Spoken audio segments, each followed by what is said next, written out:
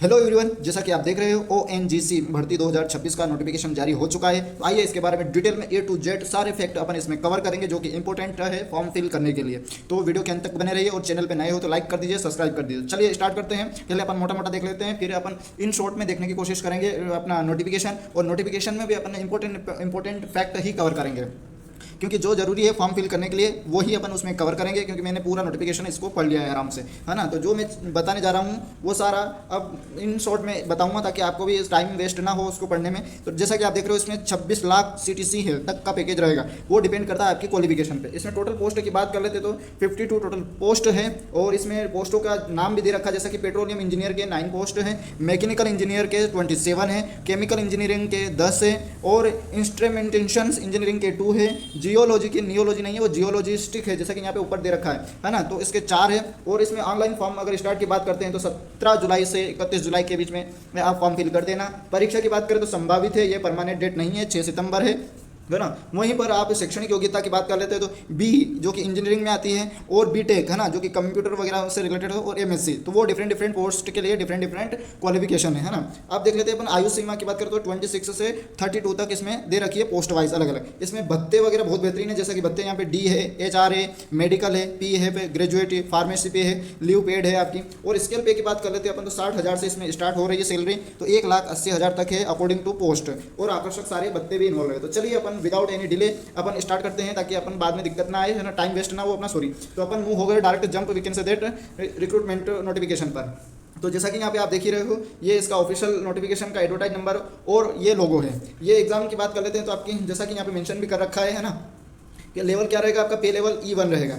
Start कहाँ से हो रहा है तो 60,000 से 1,80,000 तक बेसिक पे रहेगा आपका, है ना। और यहाँ सारे अलाउंसेस मेंशन कर दिया है उन्होंने, जैसा कि अपने थंबनेल में भी देखा था। अब नेक्स्ट देख लेते हैं डिटेल में जो वैकेंसी है और मीडियम एलिजिबिलिटी क्राइटेरिया सारा इसमें अपन फैक्ट कवर करेंगे, जैसा कि यहाँ पे मेंशन कर रखा है। तो इसमें जो कि एकेडमिक इंजीनियरिंग स्ट्रीम होना चाहिए, तो इसमें पेट्रोलियम इंजीनियरिंग होनी चाहिए। इसमें ग्रेजुएशन होना चाहिए इंजीनियरिंग से विद 60% मार्क के साथ, है ना। ग्रेजुएशन होना चाहिए, वो भी किसमें, तो पेट्रोलियम इंजीनियरिंग में, है ना, 60% के साथ होना। तो इसमें 4 अनरिजर्व के लिए, 2 OBC के लिए, 2 SC के लिए, ST वालों के लिए कुछ नहीं है, EWS के लिए 1 है, टोटल 9 पोस्ट है।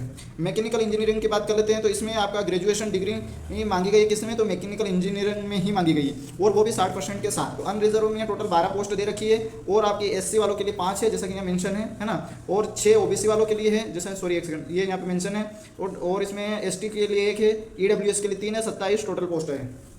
नेक्स्ट अगला देख लेते हैं अपन, जैसा कि यहाँ मेंशन है ना, केमिकल इंजीनियरिंग। केमिकल इंजीनियरिंग की बात कर लेते हैं तो जैसा कि यहाँ पे टोटल पोस्ट की बात करें 10 है, इसमें भी ग्रेजुएशन होना चाहिए, किससे, तो केमिकल इंजीनियरिंग से विथ 60% होना चाहिए। तो अनरिजर्व के लिए 4 है, OBC के लिए भी 4 है, और SC के लिए 1 है, ST वाले के लिए 0 है, EWS के लिए 1 है, टोटल 10 पोस्ट है। और फिर नेक्स्ट पोस्ट की बात करें तो इंस्ट्रूमेंटेशन इंजीनियरिंग, है ना, इसमें ग्रेजुएशन मांगी गई है इसी सब्जेक्ट से, है ना, जैसा कि यहाँ पे मेंशन है विथ 60% मार्क्स साथ। इसमें टोटल अनरिजर्व के लिए 2 पोस्ट है, और टोटल भी 2 है ना। और जियोलॉजी की बात कर लेते हैं तो इसमें दे रखा है पोस्ट ग्रेजुएशन मांगा गया है ना, जैसा कि यहाँ पे एक सेकंड मेंशन है, ये पोस्ट ग्रेजुएशन की डिग्री मांगी गई है विद 60% के साथ। किसमें, तो MSc अगर होगा तो भी आप आवेदन कर सकते हो, MTech होगा तो भी इन पेट्रोलियम, है ना, geo science with the minimum 60% के साथ। MSc MTech भी होना चाहिए इसमें पेट्रोलियम के साथ, तो भी MTech जियोलॉजी के साथ भी है तो आप कर सकते हो। तो ये अपन ने इसका डिटेल में ब्यूरो के बारे में अपन ने समझा है ना, कि डिटेल वैकेंसी और उसका क्वालिफिकेशन क्राइटेरिया भी समझा है। तो अब टोटलिंग की बात कर लेते हैं, जैसा कि अपन यहाँ मेंशन ही दे रखा है, टोटलिंग 52 पोस्ट है, जो कि अनरिजर्व के लिए 24 है, और 12 किसके लिए, OBC वालों के लिए, SC वालों के लिए 9 है, ST वालों के लिए 2 है, और EWS के लिए 5 है, टोटल 52 है ना। तो ये इन शॉर्ट में अपन ने समझा है इसका। नेक्स्ट अगला देख लेते हैं अपन, सॉरी, एज क्राइटेरिया या लिमिट, है ना। तो जैसा कि यहाँ पे मेंशन कर रखा है हर एक कैटेगरी, पहला मोटा मोटा, जैसा कि ये कॉमन रिजर्वेशन है, रिलैक्सेशन जिसके लिए कॉमन, ये मतलब इसमें जो विकलांग नहीं है उनके लिए। तो अनरिजर्व और EWS वालों के लिए मैक्सिमम 26 ईयर है ना, मैक्सिमम स्ट्रीम्स। और अगर आप जैसे कि किसका, ये BE वालों के लिए, और इसमें जियोलॉजी में के लिए 27 वर्ष दे रखा है। ऐसा ही OBC वालों के लिए 29 ईयर्स है, और 30 ईयर्स का इसमें जियोलॉजी में दे रखा है। वहीं SC ST वालों के लिए 31 है, और इसमें जियोलॉजी स्ट्रीम की बात करें तो इसमें 32 ईयर्स है। अब अगर आप विकलांग कैटेगरी से आ रहे हो तो यहाँ PWS है, इसके अकॉर्डिंग भी इन्होंने मेंशन कर रखा है 2 2 3 3। और उसके बावजूद अगर आप एक से सर्विस में ऑलरेडी पहले से सर्विस कर रखे हो तो भी उनका मेंशन है इसमें ना, सॉरी। और अगर आप डिपार्टमेंटल कैंडिडेट हो तो उसके लिए भी आपको रिलैक्सेशन मिलेगा, है ना, रिस्पेक्टिव कैटेगरी में आपको कंसीडर किया जाएगा रिलैक्सेशन के लिए। तो अगर आप ऑलरेडी डिपार्टमेंट से हो तो आपके लिए बेनिफिट है।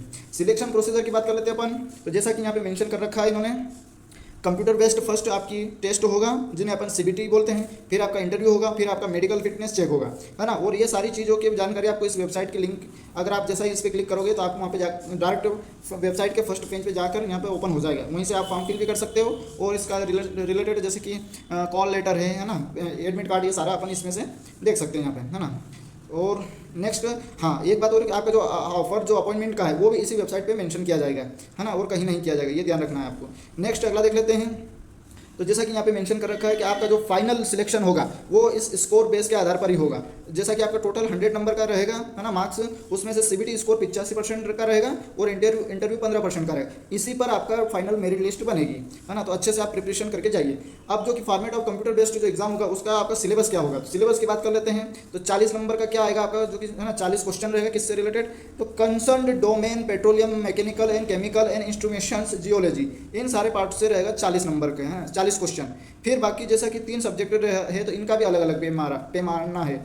जैसे कि जनरल अवेयरनेस में से आपको मिलेगा कितना, 10 नंबर, है ना। एप्टीट्यूड टेस्ट जिन्हें अपन बोलते हैं मैथमेटिकल कैलकुलेशन, तो इसका 25 इसका मिलेगा आपको। और उसमें इंग्लिश लैंग्वेज का 10 नंबर का 10 क्वेश्चन रहेगा, टोटल आपका 85 क्वेश्चन इसमें रहेंगे, है ना। तो ये था इनका कंप्यूटर बेस्ड एग्जाम का सिलेबस। अब जैसा कि आप जैसे ही फॉर्म फिल करोगे तो ये उसकी एग्जाम सिटी के बारे में भी इन्होंने बता रखा है, जैसा कि यहाँ पे मेंशन है ना। ये सारी सिटी है जो कि approximately we can say that 19 city है ना। तो आप इनमें से कोई सा भी आप चूज़ कर लेना एग्जाम सेंटर के लिए। और हाँ एक बात ये क्या, इसमें नो नेगेटिव मार्किंग, इसमें कोई नेगेटिव मार्किंग नहीं रहेगी, है ना। नेक्स्ट अगला देख लेते हैं अपन, हाउ टू अप्लाई कैसे करें। तो अप्लाई करने के लिए आपको पहले तो आपको इसको ना इस वेबसाइट पे विजिट करना, जैसा कि यहाँ दे रखा है। इस पर वेबसाइट पे विजिट करोगे तो जैसे ही आप जाओगे तो वहाँ पे आपका करियर का ऑप्शन रहेगा, वहीं से आपको इसका ऑप्शन वो आवेदन की एप्लीकेशन की लिंक मिल जाएगा। तो वहीं से आप जैसे क्लिक करोगे तो डायरेक्ट आपके फॉर्म में मूव कर देगा। अब इसमें आपको क्या चीज़ की ज़रूरत पड़ेगी, तो आपको ये सारी चीज़ों की ज़रूरत पड़ेगा फॉर्म फिल करने से पहले। कौन कौन सी, तो जैसा कि यहाँ मेंशन है, मोबाइल नंबर, ईमेल आईडी जो कि ओटीपी के लिए कंपलसरी है, रजिस्ट्रेशन प्रोसेस में काम आएगा। फिर आपको स्कैन जो होना चाहिए रिसेंट पासपोर्ट साइज का कलर फोटोग्राफ जो कि स्कैन होना चाहिए, ध्यान रखिए। बैकग्राउंड इसका कैसा, जैसा कि यहाँ पे दे रखा है ना। और इसमें जेपीजी वाइट होना चाहिए, इसका बैकग्राउंड यहाँ मेंशन कर दिया इन्होंने। जेपीजी फॉर्म में होना चाहिए और 20 से 50 KB में होना चाहिए। स्कैन कॉपी को सिग्नेचर भी आपके स्कैन होगा, ध्यान रखना कैंडिडेट के, वो उनका भी क्राइटेरिया 10 से 20 के, है ना, KB का। उसके बाद आपकी 10th की मार्कशीट जो कि किसके लिए वेरिफिकेशन के लिए होता है, डेट ऑफ बर्थ के लिए। डिग्री सर्टिफिकेट, एसेंशियल क्वालिफिकेशन, आवश्यकता जिससे आप जिस फील्ड से आप आवेदन करें उसकी डिग्री या फाइनल की मार्कशीट होनी चाहिए आपकी। Consolidated marksheet the transcribed of qualification for all semester और ईयर, अगर आपकी सेमेस्टर वाइज है या फिर ईयर वाइज है, उन सारे की आपकी मार्कशीट का होना चाहिए, उसी के नंबर उसमें लगेंगे, ये कह रहा है। फोटो आइडेंटिटी प्रूफ कार्ड जो जैसे कि Aadhaar card, passport card, driving licence, voter ID, ये होना चाहिए, ये भी स्कैन होगा वहाँ पे। और ये क्या होना चाहिए, उसमें पैन कार्ड भी होना चाहिए, है ना। तो ये मैंडेटरी है आपके लिए। अब इसमें रजिस्ट्रेशन फीस की बात कर लेते हैं। तो जनरल OBC EWS वालों के लिए 1000 रुपये रहेगा। और आप अगर SC ST या विकलांग कैटेगरी से हो तो आपको कोई फॉर्म फीस नहीं लगेगी, है ना। अब इसमें देखते हैं इंपॉर्टेंट डेट की बात कर लेते हैं। तो जैसा कि इंपॉर्टेंट डेट की बात करें तो स्टार्ट फॉर्म का रजिस्ट्रेशन है कब से, 17/7/2026 से स्टार्ट हो चुका है। लास्ट डेट रजिस्ट्रेशन की जो कि 31/7/2026 तक रहेगा। और इसमें conduct of CBT based exam इसके तो 6/9/2026 तक इसके मतलब कंडक्ट होगा, टेंटेटिव एग्जाम, है ना। तो ये इसमें मेंशन कर रखा है। नेक्स्ट अगला देख लेते हैं, आइडेंटिफाइड, है ना, बेंचमार्क डिसेबिलिटी जो कि विकलांग कैटेगरी है उनके लिए भी इन्होंने पेट्रोलियम इंजीनियरिंग में रिजर्व रखी है। तो ये कैटेगरी दे रखी है, अगर इन कैटेगरी में आप आ रहे हो तो इसमें 9 वैकेंसी आपके लिए है। और ये कैटेगरी DW में अगर हो तो इसमें 7 है। और ये जो रिजर्व पर्सन जो रहते हैं बेंचमार्क ऑफ डिसेबिलिटी उनके लिए 2 उनके लिए, है ना। तो ये इनके लिए थी। अब मैकेनिकल इंजीनियरिंग की बात करें तो इसमें विकलांग कोटा है। तो इसके विकलांग कोटे में अगर आप इनमें आ रहे हो, किसमें, मैकेनिकल इंजीनियरिंग में, स्पेशली ये कैटेगरी दे रखी है। अगर इन कैटेगरी में आप आ रहे हो तो आप इनके लिए, जैसे कि फर्स्ट वाले में देख लेते हैं, B वाले में कैटेगरी B में तो 7 सीट है। और कैटेगरी C की बात करें तो 27 है ना। कैटेगरी C LC में तो 20 है। कैटेगरी C WD में 12 है। कैटेगरी ये D की बात करें 27। तो इस तरीके से ये रिजर्वेशन वालों के लिए है, जो कि किसी विकलांग कैटेगरी वालों के लिए, है ना। नेक्स्ट अगला देख लेते हैं, केमिकल इंजीनियरिंग।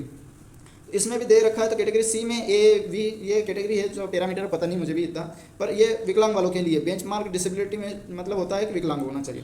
वैकेंसी के डिटेल टोटल है 10 है इसमें। और जो रिजर्व कैटेगरी में उनमें भी एक कुछ रहता है डिसेबिलिटी का क्राइटेरिया, तो 4 हैशटैग जो भी है वो इसमें मेंशन कर रखा है। तो ये हुआ अपनी फाइनल, है ना, एक्सप्लेनेशन। तो अगर वीडियो अच्छा लगा तो लाइक सब्सक्राइब कर दीजिए, चैनल पे नए हो तो और अपने दोस्तों को भी भेजिए। अगर आपका ये क्राइटेरिया नहीं फुलफिल हो रहा तो दूसरों को, अगर इंजीनियरिंग कर रखी तो उनको भेज दीजिए ये वीडियो, ताकि वो भी, उसको भी बेचारे को पता चले और फॉर्म फिल कर सके हो, है ना। तो प्लीज़ सब्सक्राइब इट। मिलेंगे नेक्स्ट वीडियो में, तब तक के लिए जय हिंद।